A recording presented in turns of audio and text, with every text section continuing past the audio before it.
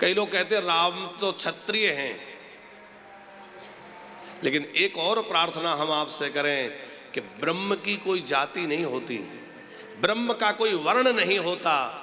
ब्रह्म अवर्ण है, न वो ब्राह्मण है, न वो क्षत्रिय है, न वैश्य है, न शूद्र है। ब्रह्म तो ब्रह्म है। यहां तक कहा गया है ब्रह्म न स्त्री है न पुरुष है, वो तो एक सत्ता है, सुप्रीम पावर। अब वो पावर जो है उसकी कोई जाति नहीं, उसका कोई लिंग नहीं, उसका कोई भेद नहीं, वो तो परम ब्रह्म है। वो जिस वर्ण में आ जाए स्वतंत्र है, आ सकता है, लेकिन हम उसको उस वर्ण में आबद्ध करके ये नहीं कह सकते कि वो ये है।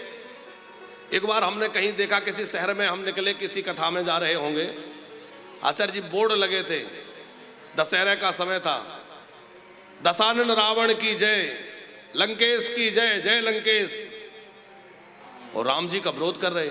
हमने कहा ये क्या नाटक है? बोले ये ब्राह्मणवादी लोग हैं, ब्राह्मणों के लिए, बोले रावण ब्राह्मण था, हम जलाने नहीं देंगे, और राम जी तो क्षत्रिय थे। हमने कहा राम राम राम, ये क्या विडंबना है? अरे ब्राह्मण जो रहे हैं वो जातिवादी कभी नहीं रहे, संकीर्ण विचारधारा के कभी नहीं रहे, ऐसा कभी नहीं सोचना चाहिए। अरे हमारे यहां तो ये है कि भले ही रावण ब्राह्मण था, लेकिन वो अत्याचारी था, अनाचारी, दुराचारी था, तो हमने उसको आदर्श नहीं माना। लेकिन यदि कोई किसी भी वर्ण में जाकर जन्म लेकर भी यदि सदाचारी है तो उसका हम आदर करते हैं, यदि कोई संत के रूप में है तो हम उनको पूजा करते हैं, फिर चाहे वो रैदास हो और चाहे कबीरदास हो। लेकिन लोगों की अल्प बुद्धि क्या कहे, वो राम जी को ठाकुर कह रहे, छत्री कह रहे। हमने कहा भैया ठाकुर जी तो हैं, पर ऐसा नहीं कि वो केवल क्षत्रिय हैं, वो तो परम ब्रह्म है, और ब्रह्म की कोई जाति नहीं होती। वो तो क्षत्रिय के रूप में आए, पर राम क्षत्रिय ऐसा नहीं है, राम तो परम ब्रह्म है। हम इतने भी जातिवाद की संकीर्णता में न बंधते जाएं कि आपस में देवताओं को बांट लें। आज हमारे भगवान बटे हैं, बटे हैं कि नहीं? विश्वकर्मा जयंती मनाने वाले लोग अलग हैं, कर्मा जयंती मनाने वाले लोग अलग हैं, परशुराम जयंती मनाने वाले लोग अलग हैं। ये जयंती, अरे भैया ये जातियों में भगवान को क्यों बांट दिया? क्या विश्वकर्मा भगवान अकेले विश्वकर्मा समाज के? क्या कर्मा भाई केवल एक वर्ण जाति विशेष की हैं? क्या परशुराम भगवान केवल ब्राह्मणों के? नहीं भैया, सब भगवान सबके हैं, क्योंकि भगवान किसी जाति से बंधा नहीं है। वो तो किसी भी जाति में लीला के लिए आ जाते हैं, लेकिन भगवान तो भगवान है, उनको कभी किसी जाति में मत बांधना और न कभी इसी प्रकार का दुराग्रह रखना। वो परम ब्रह्म है, वो परमात्मा है। और सगुण और निर्गुण को लेकर भी आज बहुत बड़ा झगड़ा है। भोले बाबा ने इस झगड़े को भी मिटाया है। आचार्य जी, सगुण क्या है और निर्गुण क्या है, इसके लिए भोले बाबा बढ़िया पार्वती जी को समझा रहे हैं। भोले बाबा कह रहे हैं,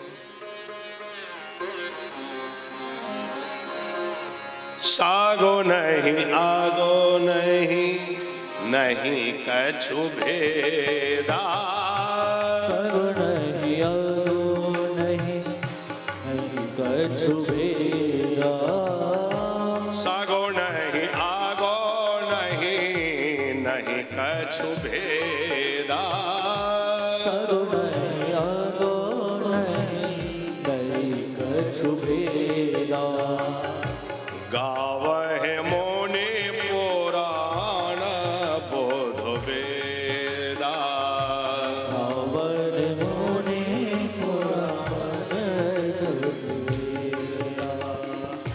गोस्वामी जी कह रहे हैं कि कैलाश की पीठ से भगवान शंकर कह रहे हैं कि सगुण और निर्गुण दोनों में कोई भेद नहीं है। कैसे? वैसे जल और बर्फ में कोई भेद होता है क्या? बहुत ध्यान से सुनना। पानी में और बर्फ में कोई भेद है? पानी ही एक निश्चित तापमान में जाकर के बर्फ बन जाता है, और वही बर्फ जब थोड़ी गर्मी लगती है, ताप लगता है, तो पिघल के पानी बन जाता है। तो आप ये बतलाओ, पानी और बर्फ अलग है क्या? अरे बोल दिया करो ना, नहीं है। उसी प्रकार सगुण और निर्गुण दो नहीं, एक ही है तो वो निराकार, लेकिन भक्त की भावना जब प्रकट होती है तो वो निराकार ही साकार रूप ले लेता है और वो साकार बन के आ जाता है। पर कौन सा आकार लेता है? आचार्य जी, पानी बर्फ बना, लेकिन बर्फ ने आकार कौन सा लिया? बोले कटोरी में पानी रखा था तो बर्फ कटोरी जैसा बन गया, वो गिलास में पानी रखा था तो गिलास जैसा बन गया। तो आकार तो लिया, नीर ने आकार लिया, लेकिन कौन सा लिया? बोले जैसा पात्र था वैसा आकार ले लिया। उसी प्रकार वो निराकार साकार तो बनता है, पर आकार कौन सा लेता है? बोले जैसी भक्त की भावना होती है वैसा आकार लेकर के प्रकट हो जाता है, वैसा तदाकार हो जाता है। जो गुण राहत सगुण सोई कैसे, सगुण कैसे, जालो हेम ओ पालो बेलग गए जैसे, जालो हेम ओ पालो बेलग नहीं जैसे। जैसे बर्फ और पानी में भेद नहीं, ऐसे ही सगुण और निर्गुण में भेद नहीं। एक संत से एक व्यक्ति बोला, ये बताओ पूजा करने के लिए मंदिर में ही क्यों जाएं? अरे भगवान जब सर्वत्र है तो सब जगह एक जैसा है, कहीं कम ज्यादा है? बोले नहीं, सर्वत्र समाना। अच्छा, सर्वत्र है और समान है तो मंदिर में ही जाके पूजा क्यों करें? तो बात तो ठीक है। वो महात्मा तो महात्मा थे, उन्होंने एक बात कही कि अच्छा एक बात बताओ, हवा सब जगह है कि नहीं है? बोले सब जगह है। आप सड़क पर चल रहे हैं, आपकी गाड़ी का टायर पंचर हो जाए, हवा निकल जाए, और आप किसी से पूछे कि भैया हवा कहाँ मिलेगी, और वो उत्तर दे कि हवा कहाँ नहीं है, सब जगह। उत्तर उसका बिल्कुल ठीक है, लेकिन वो उत्तर आपको बड़ा अटपटा लगेगा।